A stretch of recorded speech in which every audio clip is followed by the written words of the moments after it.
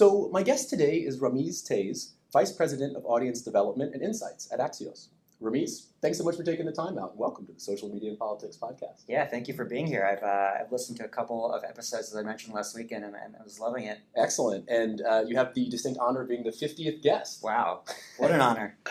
So before we get into the ins and outs of digital news publishing, which is what I want to ask you about, why don't we start out and set the stage and talk a little bit about Axios? Can you give us a brief overview of the company in terms of what are its missions and the main sectors that it covers? Yeah, so Axios is a new media company. We're about a year and a half old, and our mission is really to make people smarter, faster on the topics that we think matter. And those topics are really the collision of technology, business, and politics, applied to a variety of sectors. And so we do cover traditional verticals like politics or like healthcare, but what we found really differentiates us is looking at all of those verticals through that collision of those three subjects, because you can't separate them in today's day and age. Yeah, so instead of looking at just news or just politics or just tech, it's sort of looking at the intersection between them. Absolutely. Interesting. So what I wanted to ask you about is, so we're here in the Axios offices, which are amazing. If this podcast brand new on the 13th floor, very Scandinavian feel to it. You can see the Washington Monument. Yeah, it's super cool and gives me kind of a feeling of almost like a tech company as a news publisher, which I think is fitting because Axios is a digitally native news outlet. And what I wanted to ask you about is, that's different from some of these broadcast era networks like CNN, Fox, MSNBC. And I suppose on the one hand, that creates some challenges, but also some opportunities. So could you discuss those trade-offs in terms of being a startup publisher compared to being a more established network? Yeah, so I'll start with the benefits that maybe legacy media has, the tailwinds. And I think really those are that there are incentives for those big companies to do things with a more long-term oriented hat on. And even when they don't make the right decision, there's a lot more leeway and opportunity for failing up, so to speak. And so a couple of more specific examples. There's a ton of brand leverage. So there's a new platform, it seems, almost every week where the so-called millennials are gravitating towards, whether that's Snapchat or Facebook Watch or the next platform. And what's the first thing you do as a news consumer when you get one of those platforms? You look for CNN or you look for the New York Times. And so even if it's not the right move strategically, those platforms will kind of skew successful towards legacy media. And connected with that, there's not infinite, but close to infinite resources to actually build those things. I think at the heyday of Snapchat discovered, there's several digital media companies that were employing upwards of 15 people to produce just that show. And because it's shot in a vertical video and very exclusive to Snapchat, there's no other synergy for those people. Legacy media companies can afford to shoulder that burden a little bit better. And lastly, there's still a lot of this cross-collateralization of revenue streams. So you can have a new property where you're going to take a very long view towards monetization, or you can actually even view it as a loss leader or a brand builder. And so having that portfolio of properties as a big legacy media company allows you to really lean into the strengths of that specific media property. However, there are a ton of advantages for being digital. Probably the principal one is that there's no legacy thinking. There's no, this is the way things were always done. And that governs both internal debates and also the production externally that a consumer sees. And the best example of this is you look at our stream of top stories and our format of telling you why it matters. It's very focused on 2018 mobile consumption habits for that key decision maker audience that we're trying to cultivate. There was never a debate of whether we should do that, and I think there would have been if we weren't starting from scratch. The second thing is almost in this lean startup mentality, we're forced to focus on this kind of niche core audience relentlessly. And what that creates is it creates products that are completely driven to that decision maker cohort and helping them unpack why things matter on the go lifestyle in the verticals that are really important to them. And it creates this hyper engaged group of people because everything we do here, whether it's the sales, the marketing, the editorial, or the product, are all devoted to them. And lastly, don't underestimate the importance in brand building of a new, fresh face. You know, you take, not to single out Fox News, but the primetime median viewer there is around 7 years old. It's really hard to create a cool, new, innovative brand when your core audience is what it is for some of these legacy media companies. Right, around news, which is not necessarily the most trending topic or the coolest topic for millennials. But I want to ask you, picking up on some of the things you said about having no legacy thinking and your target audience being decision makers, and being a network and kind of having, I guess, some of that baggage or expectation as to who your audience is. And I'm thinking particularly in terms of Fox and MSNBC, who are right and left wing respectively, that kind of shapes their content. So I wanted to ask you about the political leaning of Axios. Are you trying to stay moderate? Because what I read is that it's quite moderate or centrist. Do you discuss that in terms of your reporting? Yeah, so maybe to just shift the framing of that slightly, what we really want to do is we want to tell people the most important stories to them in that day, week, or whatever, and why it should matter to them. And you can look at that and say, oh, by nature, that's going to be more moderate. But we think much less in that traditional political bias continuum, and much more, why does this story matter to this group of people that have subscribed to our newsletter or are visiting our site? And how can we pull the key insights out to them as soon as possible? And just one more point to elaborate, because it's timely. Pew just released a survey, and it was showing that almost 70% of Americans are facing some kind of news fatigue. And that's 71% of conservative leaning and 61%, I think, of liberal leaning. So it's across the board. And I think what has happened partly is that old school framing of bias is leading to a lot of that fatigue in today's climate. So kind of completely escaping that and focusing on what I was just discussing is really important to us. Yeah, and picking up on that idea of framing and framing as a new kind of startup news publisher, I've been reading Axios for some time. My mom even reads it, who's probably outside of the target demo. But there's a clear focus on what Axios calls smart brevity. Yeah. And in terms, that's the way of presenting content using bullet points and short form articles. Is that a calculated choice to fit the current media environment? It absolutely is. Listen, we could probably spend the rest of the podcast going through other media sources and pulling out articles that we won't make it to the end of. That's not to say that there should only be 350-word articles. There's a lot of great reporting that gets done in longer-form journalism. But at the core, many of those articles are borrowing from a legacy medium, which is, I think, print. And if you look at a video for a comparison, the type of video that worked on linear and that worked in cinemas is not the type that ported over to the new technologies like YouTube or other mobile video formats.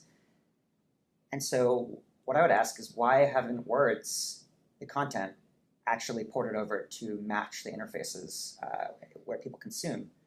So it's not that it shouldn't exist, long form or longer articles shouldn't exist at all, but it's that there's this hole that has been created in the content side by this technological innovation, and we're really aiming to fill that. And just a little anecdote, Jim, Roy, and Mike, when they were founding this in between Politico and Axios, went to every advertiser, marketer, C-suite that they could possibly bring up out of their very extensive Rolodexes.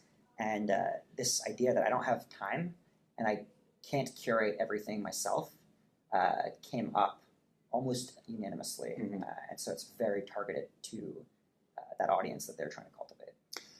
Yeah, and there's only so much you can scroll with your thumb. These phones keep getting bigger as well. So you talked a little bit about fatigue. What are some of the other kind of structural trends that you see in terms of how users are consuming news, given the rise of platforms and mobile and tech and all the things we've been talking about? Yeah, I think one of our industry's cardinal sins is equating this idea of active consumption with passive consumption. And you can see that with the number of our peers boasting about hundreds of millions and billions, and it's almost like metrics don't mean anything anymore. And you can set aside the fact that some of these metrics are a 3-second view that autoplays I won't name names. Mm-hmm. But even if you set that aside, the idea that you're going to come from a low-intent news viewing environment where you're waiting for the subway or in the parking lot with your phone, and then be brought onto a news site and actively engage is false to me. I think the type of user we want to really get to is those users that have high intent and want to be active news consumers. And we're going to use the platforms that are a mix of passive and active consumers. But what we are really, really focused on, and you see it in our KPIs, is how many active viewers do we have? So we're, of course, going to measure traditional media metrics like unique visitors, but we're also really, really concerned at the product and editorial and audience level about things like sessions per user and things like page views per session. So once people get here, of course, we want a lot of people to come. I think it's content worthy of a lot of people's time. But once they're here, do they come back? Do we provide the value that we promised we would? And do they keep reading? Is one article enough, so good that they want to read into the stream further? And so we look at our success as a kind of portfolio of those metrics and not just billions of views. Right. And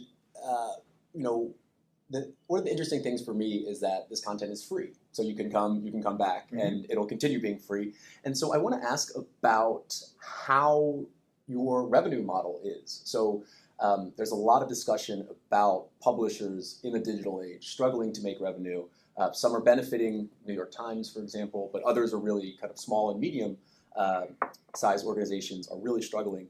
And I think a lot of people, they think that, okay, how do publishers make money? They put ads on their site. Mm-hmm. And I know it's more complicated than that. But I was reading that Axios does not use banner ads, pop-up ads, mm-hmm. or clickbait titles, but instead focuses on native advertising. So can you describe for us kind of what that business model is and how Axios kind of made that decision? Yeah, so I would have traditionally said that advertising is almost impossible to do when you're trying to align user and revenue incentives. But I think Axios, better than anyone I've seen, has threaded that needle. And the reason is because our ads are integrated within our stream products. So that can be the newsletter, the site. In the future, it might be an app or other products to be launched. But if you go through our stream, you're reading card after card, and you'll see an ad in there. And that ad, as well, it's well labeled, very native to the stream. It is very informative, actually. And so you're getting the right audience, but also in the right frame of mind. Mm-hmm. Everyone uses Facebook, but that doesn't mean that many of our advertisers want to advertise on Facebook, because the frame of mind and psychographic approach that your user has when they're on Facebook is very, very different than when they're reading Axios. There's an active intent to learn about that collision of technology, business, and politics. And so that's one reason. The other reason is that we're not really trying to get click-through to some other site. Just like our stories, you don't click through to another story. Everything is right there for you, and that's the beauty of the format. Mm-hmm. So people can consume the ad, understand it, and they don't have to leave the page ever. So it's very native.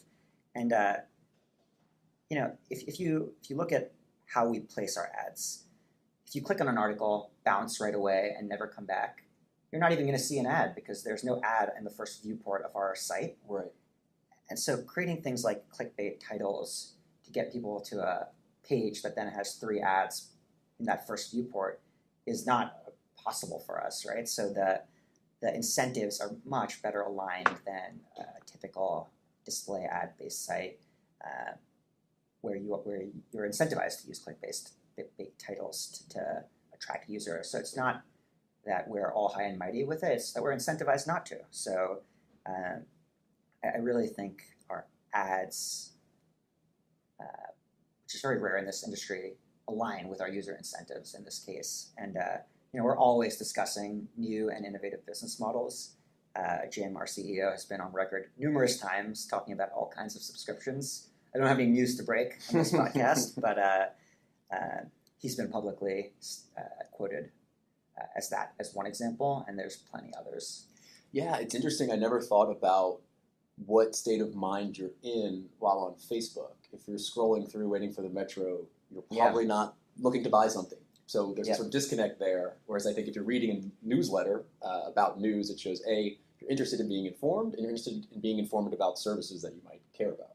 Yeah, and to put data behind that, you can see with metrics like cards per visit, people that come directly to our site are of course more engaged than anyone else. But then you look at people that it's almost an intent tier or intent ladder. People that come from other reputable news sources that link to us, so they're already in that very active news intent mindset. Will consume almost as many as people that come directly, and then one tier down, people that are Googling questions or they're searching for specific information will view maybe not as much as those direct visitors, but a good amount. And then you look at social feeds where it's a very low intent kind of boredom behavior, and that's the lowest value user to us. And so I think that gets back to the fact that many of our peers in this industry at large has been equating that lowest rung of the ladder with the highest rung of the ladder 1-to-1, and I just don't think that's right. Yeah, which leads very well into my next question, which is about the organizational structure of Axios, where I suppose it's anchored in the website, and as you said, those are the most engaged who come to visit the homepage. But I mean, it's clear that the content is designed to be social media friendly. So could you discuss the role of social media as it pertains to the overall organization? Definitely. Look, I will not deny the massive scale distribution and targeting capabilities that the major social media companies have today, and we certainly do not ignore them.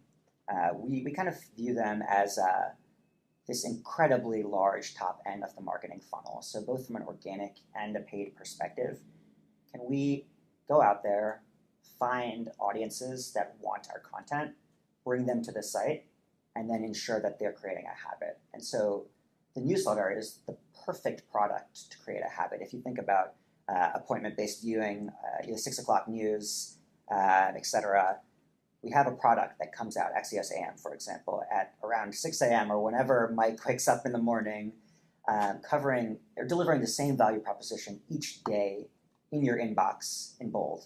And so if you can get the right people off of these marketing funnels to that habit-building product, you're creating a network effect within your little community. And those tools are really, really positive for that. But we are definitely not sitting here with the strategy of, boy, I hope these social media companies find a revenue model that works for news, and we'll beta test all of their platforms until they do. I just think we've seen how that works, and we're not willing to take a flyer again on that specific experiment. It gets into a little bit of I don't know if you read Ben Thompson's Stratechery, but he talked a lot about, he used Microsoft and Facebook or Google as two examples to contrast. But the key difference and what made one a platform and what made one not really a platform is Microsoft let the companies built on top of them control the monetary relationship. And you had Adobe and all of these other billion-dollar companies built on top of Microsoft, whereas you look at a Facebook and you had gaming for a second, you had news for a second, but by and large, there's been more destruction of value, one level above or below, depending on how you're looking at it, that platform.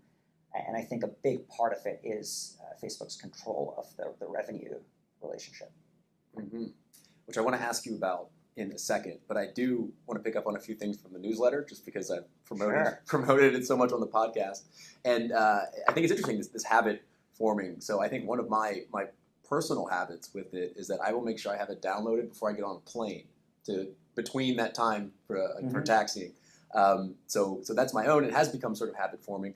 But how does Mike do it in terms of every day? Is that like his sort of number one job? Or, I mean, he's also running this company, right? So he is a machine, and I often receive emails before the sun is up in the summer from the three founders. They are complete machines, and I don't know exactly how they personally do it, but we do have pretty solid infrastructure built around each of our personalities, whether that's Sarah with Media Trends or Dan with Parata, or a handful of other extremely talented reporters we have. And so it's not a one-person job, but we really do believe in putting those personalities forward and having that personality be the connection, the intimate connection that the audience has with Axios. And you can see that in our newsletters, but also the events, which almost always feature an Axios personality, and many of the other things we do. We have pictures of all of them very visible on our site, and we're always looking for more ways to put our personalities first, because that's really where the talent lies. Yeah, it's super interesting for me to hear all these nuances that I hadn't thought about, but you can easily see it by reading the content. So going back to this idea of Facebook control or platform control over publishing, there's been a lot of discussion recently about the dominance of platforms influencing content and the distribution of news.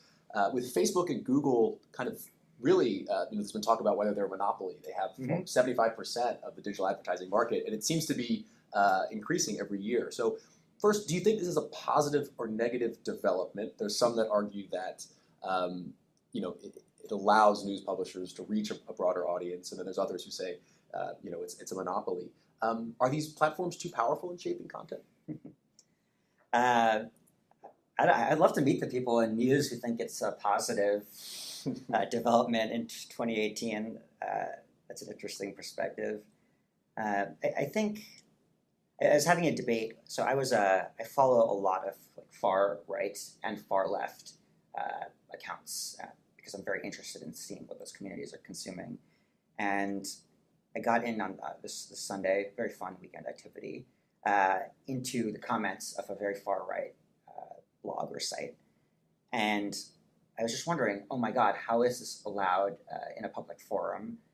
Facebook they need to regulate it. They need to get it out of here. Mm-hmm. And then in the same day, because I spend my entire Sunday on perusing social media, I saw this incredible expose from you could call it far left or progressive outlet, that if you had looked 20 years ago, there are legal laws against this group of people. And so you can imagine an LGBTQ group, for example, falling into this category.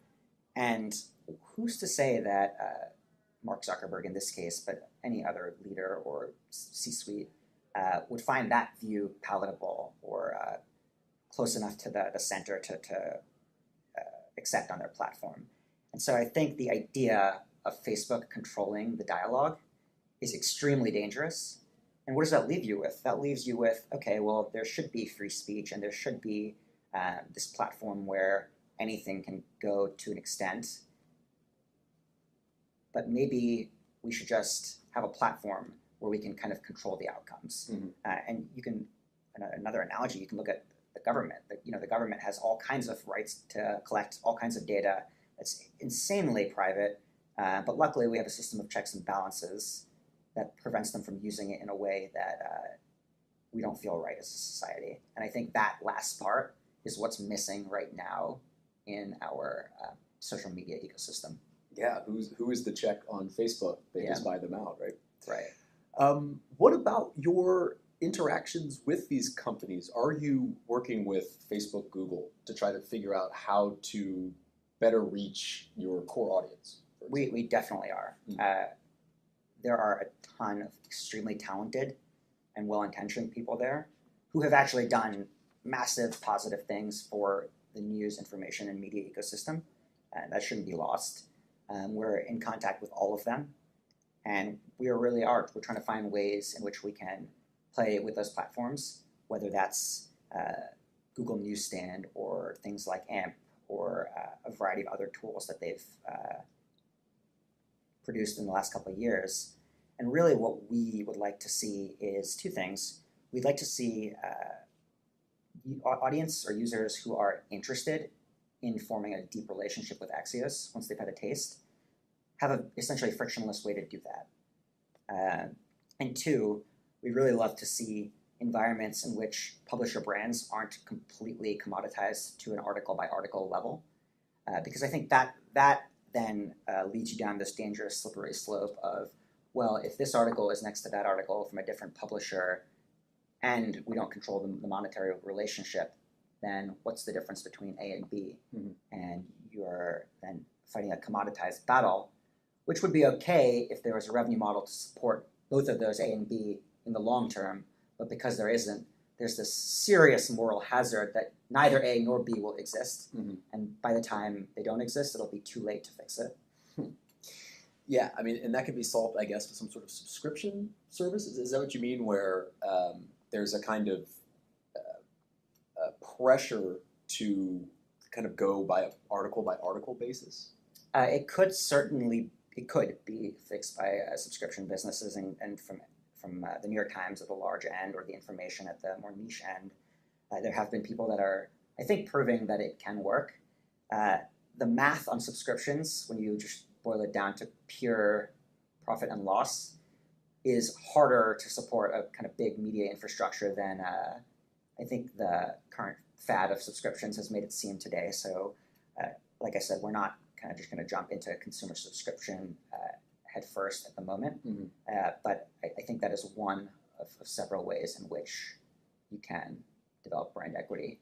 And to follow up on this idea of working with platforms, are you doing any sort of advertising on the platforms in order to recruit new subscribers to the newsletter? Yeah, we totally are. And I almost view our content, our stories that we put on those platforms, they serve two purposes. They inform, they're extremely informative, and they're also content marketing. They show people what we are and why we should exist, and they allow people to form and develop a relationship with us. But in addition to that, we do paid marketing to show off specific marquee projects and things we believe people should see. Because there's been this kind of recent controversy around what is a political ad. Yeah. And Facebook kind of grouping publishers who've been promoting ads about politics as labeling them as a political ads. Have you guys been affected by that at all? We have. Listen, I think it was well-intentioned, but I don't know if it was I don't want to misattribute this, but it was a large media CEO at the Open Markets Forum yesterday compared pornography to articles covering pornography as the same analogy to what's going on with that specific initiative. I'm very much for transparency in political advertising, but I don't think grouping people covering politics who have 100-year legacies, for example, like the New York Times, or even one-year legacies like Axios, into that category. Yeah, it's just a curious. I've asked a couple guests on the podcast about what is a political ad versus not political. It's just in gray zones. I like to get people's perspectives on it. But we've been talking about publishing strategy, shaping content, and that's, I guess, most geared towards improving user experience on the front end, right? In terms of reading the news. So I want to talk a little bit about the back end in your role in audience development and insights. And I'm interested into how development is measured. Is that simply number of users, nuanced things like time on the site? You kind of alluded to a few of them, but how do you measure development? Yeah. Like I was saying a little bit earlier, we're at least part media company. I think we're a media company, so we can't completely ignore traditional metrics, nor should we. There is something to be said about having scale. If your content is resonating with a group of X size and 99% of that group is reading your site, that is amazing. However, we don't stop there. We really want to differentiate between high intent, loyal audience and large numbers. And that's why we look at scale, engagement, and loyalty, which is kind of what I was alluding to with unique visitors as scale, cards per visit as engagement, and visits per month as loyalty. And if you can get all of those numbers trending in the right direction at once, you have this incredibly powerful, loyal audience that'll really follow you anywhere as long as you're continuing to uphold that promise. And so that's kind of how we look at it from a metrics perspective. I will add one thing I've read a lot about is there's this idea of this kind of golden metric, or this one metric to rule them all, which I think amounts to just smashing a bunch of metrics together with weights. We don't do that here, and the reason we don't is because, one, it's really hard to communicate what that means. with 100 and so person organization across various disciplines like tech, revenue, editorial, etc. And two, it really masks what's going well and what's not. I really want to know, is our unique visitor count going up, but our cards per visit going down? And then dig into, well, what are the reasons for that, and how can we solve that without having some other externality that happens that we haven't seen? And so having a small handful of metrics, or I've even heard metrics come in couples, having a couple of metrics that might move in alternate directions and looking at them at the same time is a really powerful way to do metrics. Yeah, I can imagine this sort of one metric would be almost, I guess, like a formula or an algorithm. Yeah. And it's hard to disentangle what part of it is going up or down, or what's causing that kind of root issue or success on the other side. Whereas, I guess, if you break it down, it's also just more interpretable, I think. It's easier to see where it simplifies things, right? Yeah, definitely. Even though I know it's not, I know it's not simple. So I was looking at LinkedIn, and I saw that your sort of previous history is a financial analyst. Yeah, that's where you're coming from. So I mean, do those skills translate well when looking at audience insights? Yes, I spent 4 or 5 years in investment banking and private equity, and my previous employers will hate to hear that from day one of my internship, I knew I was leaving. Before 5 years, I had this whole plan, and I didn't know exactly where it would go, but it kind of worked out well. Most young analysts, including myself, spend most of those years just complaining about the hard work. But having some retrospect now, I think I would definitely recommend it to anyone. You learn the kind of hard skills, like how to think about a business from a corporate finance perspective, which is kind of this menu into any part of the business. You learn the soft skills, how to deal with pretty difficult people under high stress with very few hours of sleep. And so that combination, if you can apply that to virtually any discipline, and that kind of curiosity of looking at things from a corporate finance perspective, it'll take you pretty far. So while I spent most of the time while I was doing it somewhat miserable, I definitely recommend that misery on future college graduates. But I would implore everyone to, once you've done that program, really get your kind of intellectual curiosity hat on and figure out, what am I good at, what am I interested in, and apply those skills somewhere else, because it's very, very easy with the money and the lifestyle, et cetera, to kind of get stuck on that path that's so well defined. Mm-hmm. And so if you're looking at analyzing private equities, I mean, I'm just imagining, charts going up and down. I mean, is that kind of a similar logic that you're applying to these different metrics, scale, engagement, loyalty? Are you monitoring those in a sort of similar way? Definitely. There's still a lot of spreadsheets in my life, although I think I've gotten slightly more sophisticated by using things like SQL and other business intelligence tools, and relying on smarter data analysts than myself to use the new age tools like Python and machine learning. But the framework, the mental framework, is very similar. One thing that's different is I amaze myself with how little I knew about the actual core businesses that I was analyzing and recommending when I was in private equity versus kind of being an operator now. So that's a key area of learning, I think, that I've really undergone over the last several years. Interesting. And keeping in this idea of metrics and audiences, I'm just curious about the rollout of GDPR, whether that's had any sort of effect, because I'm based in Denmark, but I'm reading Axios. I mean, are you treating my data any differently, or has that kind of affected your job or the company as a whole? Yeah, so we kind of lucked out on that. We have a pretty small audience cohort in GDPR-affected countries, single-digit percentages. And because we don't do any of the programmatic or kind of ad tech targeting that I think was most caught up in this, we haven't had a huge issue. There's all kinds of things we kind of consider in terms of showing users different things when they are from those countries, but by and large, no real business impact.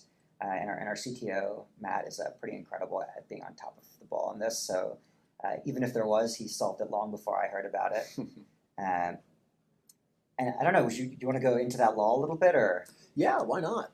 Because, I mean, did you have sort of meetings preparing? I mean, there were so many emails flying around in everyone's box, right? I don't remember actually getting one from... Axios was not one of the dozen, or maybe more than a dozen, hey, we're changing our terms and conditions emails that you got, which I liked.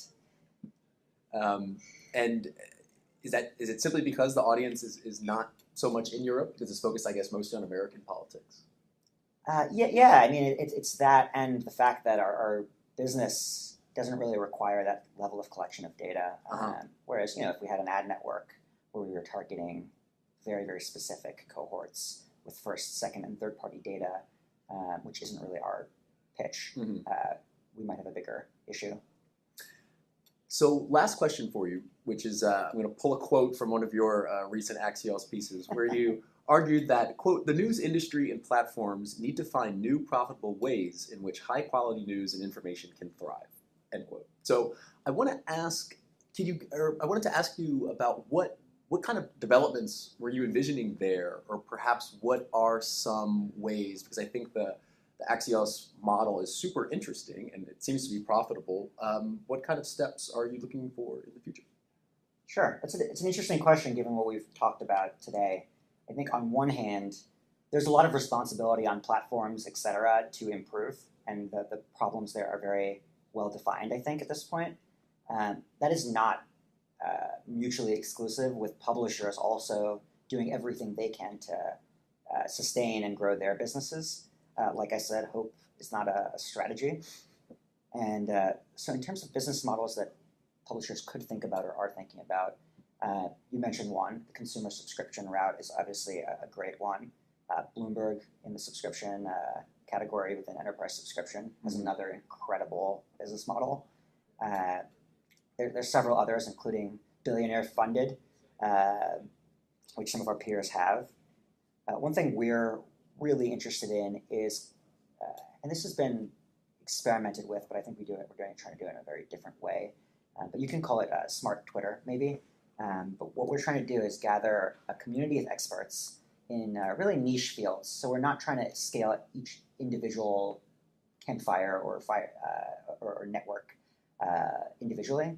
And so we're launching with, you can think about things like Bitcoin or self-driving cars and things like that as very niche communities. We're trying to gather experts around those so-called campfires and get them talking about the things that they're experts about. So we don't want it to turn into a bunch of experts just bashing politicians, which is kind of what you see on set other platforms. Right. And we want it to be a relatively closed community. So we don't then want everyone talking about everything. So not everyone's a pundit. We want experts in their communities talking about the things they have expertise in. And what we found from our research is that there's a real desire for that. And if we can build that platform and we can scale it to a variety of niche industries, we can build an incredibly captive audience and all the business models that go with it. Would that be a type of just a dialogue between experts and people listening in, or kind of engaging with those experts, or how would it? Yeah, you can think about it like a conference focused on a specific community or idea. And so we want to get people, or the Tesla announcement, for example, yesterday. I would love to hear what the CEO of Waymo and the CEO of Lyft and the CEO of Tesla have to say about that, and what kind of macro headwinds are facing them. Mm-hmm. And I'd love to engage with them. If I was a VP of audience at one of those companies, I'd love to engage with them and at least see what they have to say. And so that kind of closed community where it's experts, leaders, decision makers, and extended kind of professionals, having a little bit of a safer space that's more focused to go and share thoughts, I think would be something really powerful. And we were talking about news fatigue. The Pew study didn't separate it by kind of decision maker or level at companies, but I would imagine that the people highest up at those companies have the highest level of that fatigue, given just how much they have to consume to just be functional in their jobs. So I think there's a huge audience, huge revenue, and huge kind of product opportunity in that space. and a lot of political junkies like myself who Yeah. are very much enjoying what you're doing, and I've found it super interesting to kind of pick your brains a bit about how it all works. So Rameez, thanks again for taking the time out. It's been great. Thank you, Michael, and I hope that everyone that listens to this goes to Axios.com and subscribes to all of our handful of newsletters, as well as continues to listen to your podcast. If they've been listening, they've been hit with plenty of advertisements. But yes, do go and subscribe. Cool. Thank you. Awesome. Thank you. Cool. Cool. Well, weird coming out of that. Yeah, I'm sure. Let me go ahead and cut this live stream off if it works.